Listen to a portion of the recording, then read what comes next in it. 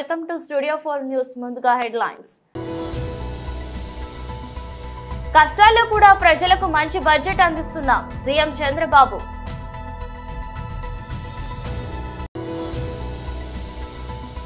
తాడేపల్లిలోని పార్టీ కేంద్ర కార్యాలయంలో ఎమ్మెల్యే తాటిపర్తి చంద్రశేఖర్. ఆంధ్రప్రదేశ్ సంక్షేమ అభివృద్ధి లక్ష్యంగా కూటమి ప్రభుత్వ తొలి బడ్జెట్. మంత్రి శ్రీ నాదెండ్ల మనోహర్.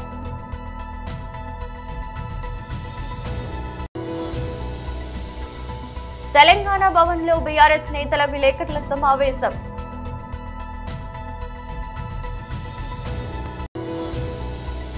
ఎక్స్ఎమ్మెల్యే మరియు బీజేపీ రాష్ట్ర ఉపాధ్యక్షుడు Shri NVSS Prabhakar press meet. Budget ప్రకటన అనంతరం అసెంబ్లీ కమిటీ హాల్లో సీఎం చంద్రబాబు అధ్యక్షతన టీడీఎల్పీ సమావేశం జరిగింది. ఈ సందర్భంగా చంద్రబాబు మాట్లాడుతూ ఇబ్బందికర పరిస్థితుల్లో కూడా ప్రజలకు మంచి బడ్జెట్ అందిస్తున్నామని చెప్పారు. సంక్షేమం అభివృద్ధికి ప్రాధాన్యత ఇస్తూ బడ్జెట్ కు రూపకల్పన చేశామని అన్నారు. గత వైసీపీ పాలనలో ఆర్థిక విధ్వంసం జరిగిందని ప్రజలు గుర్తించారని తెలిపారు. ఈ బడ్జెట్ ను ప్రజల్లోకి విస్తృతంగా తీసుకెళ్లే బాధ్యత ఎమ్మెల్యేలదేనని చంద్రబాబు స్పష్టం చేశారు. కొత్తగా వచ్చిన ఎమ్మెల్యేలు సబ్జెక్టుపై అవగాహన పెంచుకోవాలని, వచ్చే ఎన్నికల్లో కూడా టికెట్ దక్కాలంటే ఎమ్మెల్యేల పనితీరులో మార్పు రావాలని తేల్చి చెప్పారు. మళ్లీ అసెంబ్లీకి రావాలనే భావనతో ఎమ్మెల్యేల పనితీరు ఉండాలని సూచించారు. ఎంపీలు ఎమ్మెల్యేల మధ్య సమన్వయం ఉండాలని చంద్రబాబు పేర్కొన్నారు. ఎక్కడా విభేదాలకు తావు లేదని, గ్రూపులు కడితే సహించేది లేదని హెచ్చరించారు.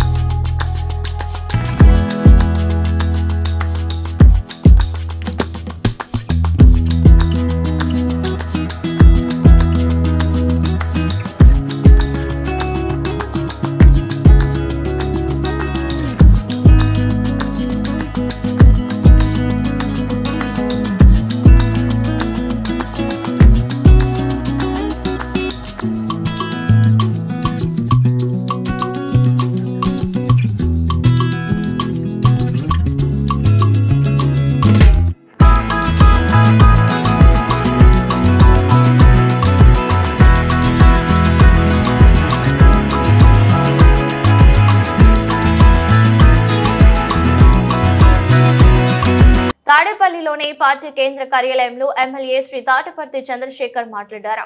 4.5 లక్షల ఎకరాలకి సాగునీరు అందించేటటువంటి ఈ బ్రహ్మాండమైనటువంటి ప్రాజెక్ట్, చాలా ఇంపార్టెంట్ అయినటువంటి ప్రాజెక్ట్ వెలుగొండ ప్రాజెక్ట్ మీద తన వక్ర బుద్ధిని చెప్పకనే చెప్పాడు, సూచించాడు. వారి మాటల్లోనే వారి మంత్రులు వచ్చినప్పుడు వారు చేసేటటువంటి ప్రసంగాల్లోనే వేల కోట్ల రూపాయల అవసరం ఈ ప్రాజెక్ట్ కంప్లీట్ చేయడానికని వారే మాట్లాడతారు. 2 టెన్నెల్స్ కంప్లీట్ అయిపోయినా కూడా చిన్న చిన్న వర్క్లకి దాదాపు 9 నెలల నుంచి ₹1 కూడా కేటాయించకుండా R&R ప్యాకేజ్కి ఏ రూపాయిని కూడా వారు ఖర్చు చేయకుండా ఈ రాష్ట్రంలో ఒక దగా ప్రభుత్వాన్ని నడిపిస్తూ వెలుగొండ ప్రాజెక్టుని నిర్వీర్యం చేసేటటువంటి ప్రయత్నం ఏ విధంగా చేస్తున్నారో ఇవాళ వారు ఇచ్చినటువంటి బడ్జెట్లో కూడా వారు కేటాయింపులు ఏ విధంగా చేశారో ఒకసారి కానీ చూస్తే ఈ రాష్ట్ర ప్రజలందరికీ కూడా అర్థమవుతుంది. పశ్చిమ ప్రాంతానికి సంజీవని అయినటువంటి ఈ ప్రాజెక్టుకి ఈ బడ్జెట్లో కేటాయింపులు చేసింది కేవలం 359 కోట్లు మాత్రమే. 9 నెలలు కంప్లీట్ అయిపోయింది. మరో సంవత్సరానికి బడ్జెట్ ఇచ్చేశారంటే ఈ 2 సంవత్సరాలకు సంబంధించి 359 కోట్లు మాత్రమే ఖర్చు చేస్తే ఈ ప్రాజెక్ట్ కంప్లీట్ అవుతుందా?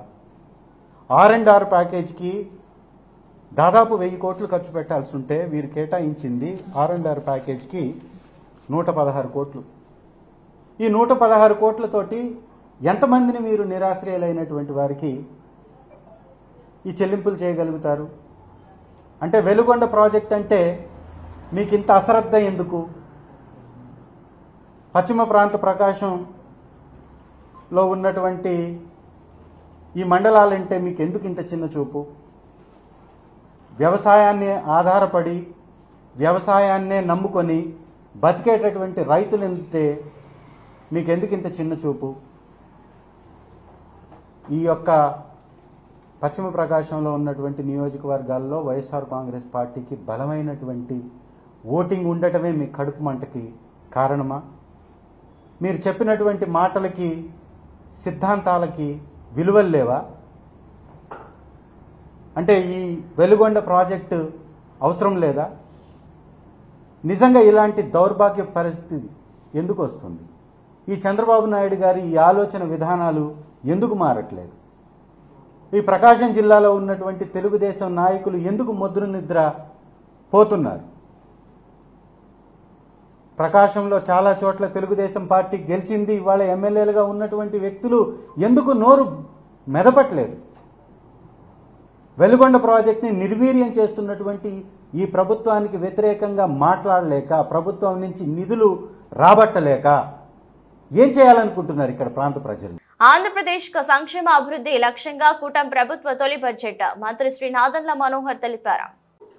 ఆంధ్రప్రదేశ్ శాసనసభలో గౌరవ ముఖ్యమంత్రి గారు చంద్రబాబు నాయుడు గారు, అదేవిధంగా గౌరవ ఉప ముఖ్యమంత్రి గారు పవన్ కళ్యాణ్ గారి సారథ్యంలో ఆంధ్రప్రదేశ్ ప్రభుత్వం తరఫున ఈరోజు బడ్జెట్ ప్రవేశపెట్టిన ఆర్థిక శాఖ మంత్రి పయ్యావుల కేశవ్ గారికి జనసేన పార్టీ నుంచి మద్దతు పలకడమే కాకుండా మనస్ఫూర్తిగా ధన్యవాదాలు తెలుపుతున్నాం, అభినందిస్తున్నాం.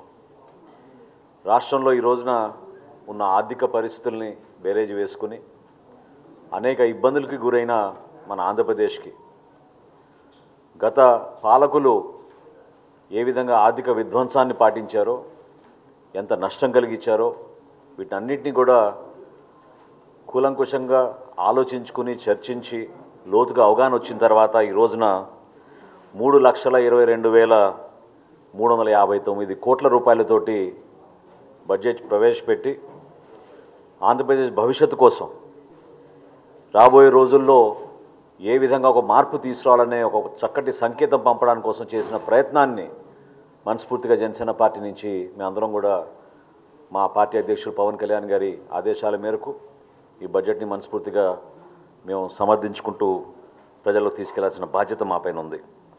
ప్రత్యేకంగా క్యాపిటల్ ఎక్స్పెండిచర్ మూలధన వ్యయాన్ని ఏ విధంగా గత 4 సంవత్సరాల్లో ఏమాత్రం మౌలిక సదుపాయాల కల్పనలో కానివ్వండి, లేదా రాష్ట్రంలో పెట్టుబడులు రావడం కోసం ప్రధానమైన ఆకర్షితమైన నిధులు వైసీపీ ప్రభుత్వం ప్రవేశపెట్టలేదో దానిపైన ప్రత్యేకంగా ఈసారి సుమారు 47,000 కోట్ల రూపాయలు కమిట్ అవ్వడం అనేది నిజంగా మేమందరం కూడా హర్షిస్తున్నాం. రాబోయే రోజుల్లో రాష్ట్ర వ్యాప్తంగా అభివృద్ధి కార్యక్రమాలు జరగాలి. దానికి అవసరమైన ఈ క్యాపిటల్ ఎక్స్పెండిచర్ ఖచ్చితంగా ప్రజల్లోకి తీసుకెళ్లే విధంగా పారిశ్రామికవేత్తలు కానివ్వండి, ప్రతి గ్రోత్ కారిడార్లో కూడా మనం అభివృద్ధి కార్యక్రమాలు చేయడానికి ఈ 47,000 కోట్ల రూపాయల క్యాపిటల్ ఎక్స్పెండిచర్ ఉపయోగపడుతుందని మనస్ఫూర్తిగా మేమందరం కూడా ఈరోజు హర్షం వ్యక్తపరుస్తున్నాం. అదేవిధంగా సూపర్ 6 ఏదైతే ఎలక్షన్కి ముందు ఒక మేనిఫెస్టో రూపొందించి Telugu Desam party, Janasena party, Bharatiya Janata party కలిసి ప్రజల్లోకి తీసుకెళ్ళామో ఆ సూపర్ 6 అమలయ్యే విధంగా ఈరోజు ఈ బడ్జెట్లో చేసిన కేటాయింపులు మనందరం కూడా మనస్ఫూర్తిగా అభినందించాలి. ప్రజలకి ఉపయోగపడే విధంగా ఎప్పుడు పేదవాడు ఆ కుటుంబాన్ని ఆదుకోవడానికి కోసం ప్రవేశపెట్టిన ఈ పెన్షన్ల పథకం ఎంత ఖర్చైనా సరే ప్రతి కుటుంబానికి అందించాలనే ఆలోచనతో తీసుకొచ్చిన కార్యక్రమాన్ని ఈ సూపర్ 6లో భాగంగా ఈ బడ్జెట్లో కూడా దాన్ని పూర్తి స్థాయిలో కేటాయింపులు జరిగినాయి. అదేవిధంగా దీపం 2 పథకం ప్రతి కుటుంబానికి సంవత్సరానికి తెలంగాణ భవన్లో బీఆర్ఎస్ నేతల విలేకరుల సమావేశం జరిగింది. ప్రభుత్వ చర్యల వల్లనే ఈరోజు అక్కడ వాళ్ళు ఒకవేళ చనిపోయి ఒక్కొక్క శవం వస్తుంది. ఇప్పుడు చనిపోతే దానికి కారణం ప్రభుత్వపై అవుతుంది. ప్రత్యక్ష సాక్ష్యాలను మేము కలిసినాం. నిన్న ఆ రోజు నైట్ డ్యూటీ చేసిన వాళ్ళని కలిసినాం. నైట్ డ్యూటీ దిగిన తర్వాత మీరు పోవద్దు, కూలుతుంది, పోవద్దు అని చెప్తే ఏం కాదు నడుస్తూనే ఉంటుంది ఇట్లా అని చెప్పి పంపిన సంఘటన. పోయిన తర్వాత ప్రత్యక్షంగా కూలుతుంటే పక్కన ఉన్నటువంటి వాళ్ళు కూడా కలిసినాం. నిన్న చాలా టీవీలు కూడా TV9 కావచ్చు అన్ని ఛానళ్ళు కూడా ప్రత్యేకంగా వాళ్ళతో మాట్లాడేటప్పుడు వాళ్ళే ప్రత్యక్షంగా వాళ్ళు లైవ్ కూడా తీసుకున్నారు. ఈటీవీ, ABN, టీ న్యూస్ వాళ్ళందరూ కూడా. మేము సీక్రెట్గా ఏం లేదు అక్కడ. 42 మంది రాత్రి డ్యూటీ చేసి వచ్చేటప్పుడు రాత్రి కూలుతుంది, నీళ్ళు వస్తున్నాయి, శబ్దం వస్తుంది, మీరు పోవద్దు అని చెప్పి మార్నింగ్ డ్యూటీ పోయే వాళ్ళని వాళ్ళు హెచ్చరించారు. అధికారులు కూడా చెప్పారు. చెప్పిన కనీసం 10 నిమిషాలు ఆగితే కూడా బతికేవాళ్ళంట వాళ్ళు. 15 నిమిషాలు 5-10 నిమిషాలు ఆగితే కూడా. బయటికి వచ్చిన వాళ్ళు మాకు చెప్పారు భయంకరమైన శబ్దాలు వస్తున్నాయి అని చెప్పి, నీళ్ళు వస్తున్నాయని. అయినా పంపించారు. పంపిన తర్వాత పోయి ఒక 2 మీటర్లు 3 మీటర్ల దూరంలో ఉండి శబ్దం రాగానే బయటకి ఉరికొచ్చిన వాళ్ళతో కూడా మేము మాట్లాడాం. వాళ్ళు అక్కడ పోయి ట్రైన్ దిగి డ్యూటీ దిగగానే నీళ్ళు ఛాయ్ తాగుతామంటే కూడా తొందర పెట్టింది. ఒక 5-10 నిమిషాలు ఛాయ్ తాగి నీళ్ళు తాగితే కూడా అది పడిపోతుండే. మేము బయట నుంచి బయట వచ్చేవాళ్ళం సార్. మేము దిగి 5 నిమిషాలు కూడా మమ్మల్ని ఉండనీయలేదు. మేము దిగి లోపలికి పోయినాం. లోపలికి పోయిన వాళ్ళు 8 మంది అక్కడనే పడిపోయినరు, అక్కడనే ఇరుక్కపోయినరు. బయట వచ్చిన వాళ్ళు మేము బయటకు వచ్చినామని. ఈ సమయం 6 రోజులైనాక కూడా తట్టెడు మన్ని తీయలేదు. మేము ప్రత్యక్షంగా చూసినాం. ఒక 10-15 గంపల మట్టి, పచ్చి మట్టి వచ్చింది. దీనికి ఏ విధమైన సవాల్కైనా మేము సిద్ధం. అక్కడ ప్రత్యక్షంగా సిబ్బంది కూడా ఉన్నారు. రమ్మంటే రేపు వస్తాం మేము. 6 రోజులకు మీరు 6 గంపల మట్టి తీసి సహాయ చర్యలు ఎక్కడ కూడా మీరు చేస్తున్నారు నామమాత్రంగా, కానీ ఆశించిన ఫలితాలు లేవు అక్కడ. ఆశించినంత ఆ బెల్ట్ మూవింగ్ బెల్ట్ మొత్తం కూడా ఆగిపోయింది. దాని మరమ్మతులు చేయలేదు. మీరు వస్తున్నారు, గెస్ట్ హౌస్లో కూర్చుంటున్నారు. గెస్ట్ హౌస్లో కూర్చున్నట్టు ఉత్తమ్ కుమార్ రెడ్డి గారిని హరీష్ రావు గారు ఇరిగేషన్ మంత్రిగా చేసినాను. మా ఆయనలో 300 ఫీట్ల పైగా టన్నల్ మీద దోగిన అనుభవం ఉంది. ఇలాంటి టన్నల్ కూలిపోతే దాన్ని ఇమ్మీడియట్గా మరమ్మతులు. ఎక్స్-ఎమ్మెల్యే మరియు బీజేపీ రాష్ట్ర ఉపాధ్యక్షుడు Shri NVSS Prabhakar press meet నిర్వహించారు. టన్నెల్ లెక్క సంఘటనల్లో ఇంకా కూడా వర్కర్ల యొక్క ఆచూకీ కానీ వాళ్ళ యొక్క క్షేమ సమాచారాలు కానీ ఇంతవరకు కూడా తెలియరాలేదు. ముఖ్యంగా ఈ టన్నెల్కి సంబంధించినటువంటి విషయంలో 2004 డాక్టర్ వైఎస్ రాజశేఖర రెడ్డి గారు ముఖ్యమంత్రిగా ఉన్నప్పుడు ఈ SLBC టన్నెల్ చేపట్టడం ద్వారా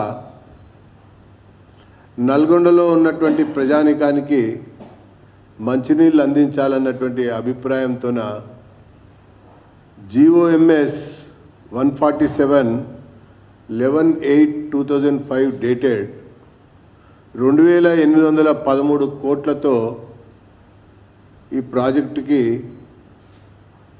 అడ్మినిస్ట్రేటివ్ అప్రూవల్ ఇవ్వడం జరిగింది 2005-4లో.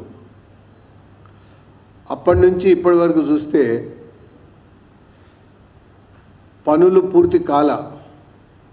ఆ తర్వాత క్రమంలోనే ఇది 4637 కోట్లకి ప్రాజెక్ట్ యొక్క విలువని పెంచడం కూడా జరిగింది. నాకు చాలా గుర్తుంది, జలయజ్ఞం చర్చా వేదికలలో నల్గొండలో జరిగినటువంటి ప్రాజెక్టు పైన చర్చా వేదిక సమయం సందర్భంలో ఆ ఒక్క కార్యక్రమానికి మాత్రమే, ఆ ఒక్క డిబేట్కి మాత్రమే కోమటిరెడ్డి వెంకటరెడ్డి గారు నేను ఇంజనీర్ని అని చెప్పని వచ్చారు. అంతకుముందు ఏ ఒక్క ప్రాజెక్టు డిబేట్లో కూడా కోమటిరెడ్డి వెంకటరెడ్డి గారు రాలా, ఒక్క డిబేట్కి వచ్చారు. నేను ఆ సమయంలో ప్రస్తావించినటువంటి అంశాలు రికార్డు కూడా చేపట్టాయి. అది టన్నెల్కి అనువైన ప్రదేశమా కాదా అన్నటువంటి అంశంలో అది అనువైన ప్రదేశం కాదు అని చెప్పని ఇంజనీరింగ్ నిపుణులు ఇచ్చినటువంటి నివేదికను నేను అక్కడ చూపించడం జరిగింది, ప్రస్తావించడం జరిగింది. జియాలజిస్టులు అందించినటువంటి సమాచారం యొక్క వివరాలను కూడా నేను అక్కడ చూపించడం జరిగింది. డ్రిల్లింగు ఓపెన్ బ్లాస్టింగ్తోనే ఆ కాలువ చేపడితే సాంకేతికంగా కానీ ఎక్కువ కాలం కానీ మనుగడ సాధి అంతరిక్షంలో అత్యంత అరుదుగా చోటు చేసుకునే ప్లానెటరీ పరేడ్ ను జోష్ డ్యూరీ అనే ఫోటోగ్రాఫర్ తన కెమెరాలో బంధించాడు. మొత్తం 8 గ్రహాలు కనిపించేలా ఫోటో తీశాడు. ఈ నెల 22న ప్లానెటరీ పరేడ్ జరిగింది. సౌరన్ మండలంలోనే తమ కక్షలలో తిరుగుతూ గ్రహాలన్నీ ఒకే వరుసలోకి వచ్చాయి. భూమిపై నుంచి టెలిస్కోప్ల సాయంతో చాలా మంది ఖగోళ అద్భుతాన్ని వీక్షించారు. భారత్ లో ఈ రోజు రాత్రి అద్భుతాన్ని చూడొచ్చు. మిగతా 7 గ్రహాలను టెలిస్కోప్ల సాయంతో చూడొచ్చని శాస్త్రవేత్తలు చెబుతున్నారు. సూర్యుడికి అత్యంత దగ్గరగా ఉండే బుధ గ్రహం నుంచి దూరంగా ఉండే నెప్ట్యూన్ వరకు మొత్తం 7 గ్రహాలను భూమిపై నుంచి చూడగలిగే అరుదైన అవకాశం మళ్ళీ 40 ఏళ్ల తర్వాత వస్తుందని వివరించారు. చివరిసారిగా 1982లో అంతరిక్షంలో ఈ ప్లానెటరీ పరేడ్ జరిగిందని చెప్పారు. ఫోటో ఎలా తీశాడంటే అంతరిక్ష ఫోటోగ్రాఫర్ గా పేరొందిన జోష్ డ్యూరీ ఈ నెల 22న జరిగిన ప్లానెటరీ పరేడ్ ను కెమెరాలో బంధించేందుకు ఇంగ్లాండ్ లోని సోమర్సెట్ అనే గ్రామాన్ని ఎంచుకున్నారు. అక్కడే మెండిప్ హిల్స్ కొండలపై నుంచి విశాలమైన ఆకాశం బాగా కనిపిస్తుంది. మొత్తం 7 గ్రహాలను ఒకే ఫోటోలో బంధించేందుకు పనోరమా మేడ్ ను ఉపయోగించినట్లు డ్యూరీ చెప్పారు. సూర్యుడికి అత్యంత సమీపంలో ఉండే బుధుడిని అలాగే నెప్ట్యూన్, సాటర్న్ గ్రహాలను గుర్తించడంలో కాస్త ఇబ్బంది పడినట్లు వివరించారు. అయితే ఇమేజ్ అనాలిసిస్ ఆస్ట్రానమీ యాప్ల సాయంతో గ్రహాలను గుర్తించానని చెప్పారు. పనోరమా మేడ్ లో షిప్ ఐ లెన్స్ల సహాయంతో 7 గ్రహాలను ఒకే ఫ్రేమ్ లో బంధించినట్లు డ్యూరీ వివరించారు. 2 తెలుగు రాష్ట్రాల్లోని ప్రభుత్వ ఉపాధ్యాయుల అక్రమ వ్యాపారాలపై అడ్వకేట్ సురేష్ మహారాజ్ ప్రశ్నించారు. ప్రభుత్వం నుంచి జీతం తీసుకుంటూ పేద పిల్లలకు బంగారు భవిష్యత్తును అందించాల్సిన ప్రభుత్వ ఉపాధ్యాయులు తూతూ మంత్రంగా పాఠశాలలు చెబుతూ ఒకవైపు వడ్డీ వ్యాపారాలు, మరోవైపు రియల్ ఎస్టేట్ వ్యాపారాలు చేస్తూ వారి పిల్లలను ప్రైవేటు పాఠశాలలు చదివిస్తూ పాఠశాలలకు వచ్చే విద్యార్థుల భవిష్యత్తు పట్ల నిర్లక్ష్యం వహిస్తున్నారని ప్రశ్నించారు. ప్రభుత్వ ఉపాధ్యాయులు తమ మీద తమకు నమ్మకం లేకనే వారి పిల్లలను ప్రైవేటు పాఠశాలలకు పంపుతున్నారా అదే గనక నిజమైతే మరి పేద విద్యార్థుల పరిస్థితి ఏమిటని దీని మీద ఖచ్చితంగా 2 తెలుగు రాష్ట్రాల్లో చర్చ జరగాలన్నారు. యూనియన్లు పేద ప్రజల బాగు కోసం పనిచేయాలని, అక్రమ వ్యాపారాలు చేసే వారికి అండగా నిలవకూడదన్నారు. జోగులాంబ గద్వాల జిల్లా డిఈఓ గారికి కూడా ఫిర్యాదు చేయడం జరిగింది. ఎందుకంటే ప్రభుత్వ ఉద్యోగులు, ప్రభుత్వ ఉపాధ్యాయులు ప్రభుత్వ పాఠశాలకి వచ్చేవారంతా పేద ప్రజల పిల్లలు. వారి జీవితాలు, వారి భవిష్యత్తు గురించి ఆందోళన చెంది ఈ నిర్ణయం తీసుకోవడం జరిగింది. స్థానికంగా ఉద్యోగులు, ప్రత్యేకంగా ఉపాధ్యాయులు రియల్ ఎస్టేట్ వ్యాపారాల్లో మునిగి స్కూల్కి సరిగా రాకుండా, పాఠాలు సరిగా చెప్పకుండా, వీళ్ళ కాన్సన్ట్రేషన్ అంతా రియల్ ఎస్టేట్ వ్యాపారాల్లోనూ, వడ్డీ వ్యాపారాల్లోనూ, ఈ మనీ ట్రాన్సాక్షన్స్ సంబంధించిన వ్యవహారాల్లో నిమగ్నమై ఉన్నారు. ప్రభుత్వ పాఠశాలకు వచ్చే పేద ప్రజల పిల్లలు సరిగా చదువు అందక ఇబ్బందులకు గురవుతున్నారు. ఈ ఉపాధ్యాయులేమో ఎప్పుడెప్పుడు స్కూల్ వదులుతారు, ఎప్పుడెప్పుడు వెళ్ళి రియల్ ఎస్టేట్ వ్యాపారాలు చేసుకోవాలి అనే దృష్టికోణంతో వీళ్ళు బయటనే కాన్సన్ట్రేషన్ చేస్తున్నారే తప్ప పిల్లల చదువుల మీద కాన్సన్ట్రేషన్ చేయట్లేదు. చాలా వందల మంది ఈ తెలుగు రాష్ట్రాల్లో చూసుకుంటే కొన్ని వేల మంది ఉపాధ్యాయులు రియల్ ఎస్టేట్ వ్యాపారాల్లోనూ కొనసాగుతున్నారు. ఈ అంశం గురించి పెద్ద ఎత్తున చర్చ జరగాలి. వీరికి ప్రత్యేక చట్టాలు తీసుకొచ్చి ఆ ఉద్యోగం నుంచి సర్వీస్ను రద్దు చేయాలి. లేదంటే కనుక పేద ప్రజల పిల్లలు ఇదే విధంగా వీళ్ళ జీవితాలు కొనసాగుతాయి. ఈ టీచర్ల పిల్లల్ని మాత్రం ప్రైవేట్ స్కూల్లో జాయిన్ చేపిస్తారు. అంటే వీళ్ళు సరిగా చదువు చెప్పట్లేదా, వీళ్ళ మీద నమ్మకం లేక ప్రైవేట్ స్కూల్లో వదులుతున్నారా? ఆ పరిస్థితి ఎందుకు వచ్చింది? ఒక్కరంటే ఒకరు కూడా ప్రభుత్వ పాఠశాలకు పంపించిన టీచర్ లేడు. రాష్ట్ర వ్యాప్తంగా దీన్ని సర్వే చేసుకోండి. వాళ్ళ పిల్లల్ని ప్రభుత్వ పాఠశాలలో జాయిన్ చేయించండి, వారికి చదువు చెప్పండి. వీళ్ళేమో పేద ప్రజల పిల్లలకు చదువులు చెప్పి వీళ్ళని ఆగం పట్టిస్తున్నారు. వాళ్ళ పిల్లలనేమో ప్రైవేట్ స్కూళ్ళలో ప్రైవేట్ హాస్టల్లో పెట్టి చదివించుకుంటున్నారు. ఇక్కడనేమో ప్రభుత్వ పాఠశాలలో చదివినటువంటి పిల్లలు ఈరోజు మొబైల్కి అడిక్ట్ అయ్యి వాళ్ళ జీవితాలు నాశనం అయిపోతున్నాయి. గేమ్స్కి అడిక్ట్ అవుతున్నారు. ఇళ్ళ కాడ సరిగా చదవడం లేదు. వీళ్ళేమో రామగుండం నియోజకవర్గంలో ట్రాన్స్జెండర్ శివాని పట్టభద్రుల ఎమ్మెల్సీ ఎన్నికల్లో ఓటు హక్కు వినియోగించుకుని శభాష్ అనిపించుకున్నారు. ఇలాంటి ప్రలోభాలకు లోను కాకుండా నిజాయితీగా ఓటు వేసి సరైన వ్యక్తిని ఎన్నుకోవాలని ఆమె సూచించారు. ట్రాన్స్జెండర్ ని చిన్న చూపు చూస్తున్న సమాజానికి ఓటు హక్కుతో సమాధానం చెబుతున్నట్లు ఆమె చెప్పారు. గ్రాడ్యుయేట్స్ గలాన్ని శాసన మండలిలో వినిపించే నాయకుడిని ఎన్నుకోవాలని ఆమె కోరారు. దేవుడు ఇచ్చిన వైకల్యాన్ని జయించి శివాని సమాజానికి ఆదర్శంగా నిలుస్తున్నారని పలువురు ఆమెను అభినందించారు.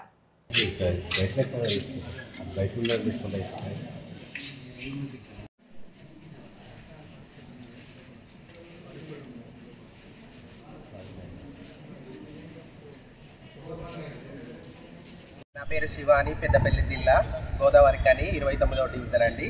నేను మా తెలంగాణ రాష్ట్ర ఐకాన్ ఓరుగంటి లైలా గారి ఆదేశాల మేరకు మేము ఎమ్మెల్సీ పట్టభద్రుల ఓటుకి అప్లై చేసుకొని ఓటేయాలనే నిర్ణయం తీసుకుంటాం. అలాగే మిగతా జనరల్ పబ్లిక్ అందరూ కూడా ఎలాంటి ప్రలోభాలకు లొంగకుండా ఓటు హక్కును వినియోగించి సరైన నాయకుడిని ఎన్నుకొని దేశ ప్రగతికి ముందంజలో ఉంటారని కోరుకుంటున్నాము. అలాగే ఇక్కడ పెద్దపల్లి జిల్లా మోడర్న్ అవేర్నెస్ సొసైటీ పెద్దపల్లి జిల్లా అధ్యక్షురాలుగా నాకు ఒక్కదానికి ఓటు హక్కు రావడం గర్వకారణంగా ఉంది. మిగతా వాళ్ళు కూడా మమ్మల్ని అందరినీ చూసి తమ ఓటు హక్కును వినియోగించుకొని సరైన నాయకుడిని ఎన్నుకొని దేశ ప్రగతికి, రాష్ట్ర ప్రగతికి, వాళ్ళ పిల్లల ఉజ్వల భవిష్యత్తు కోసమై ముందడుగు వేస్తారని కోరుకుంటున్నాను. వార్తలు ముగించే ముందు మరోసారి హెడ్లైన్స్. కష్టాల్లో కూడా ప్రజలకు మంచి బడ్జెట్ అందిస్తున్న సీఎం చంద్రబాబు.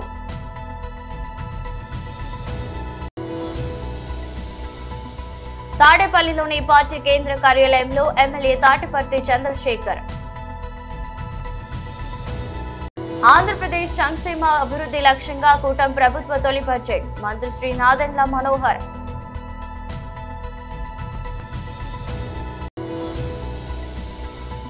తెలంగాణ భవన్లో బీఆర్ఎస్ నేతల విలేకరుల సమావేశం.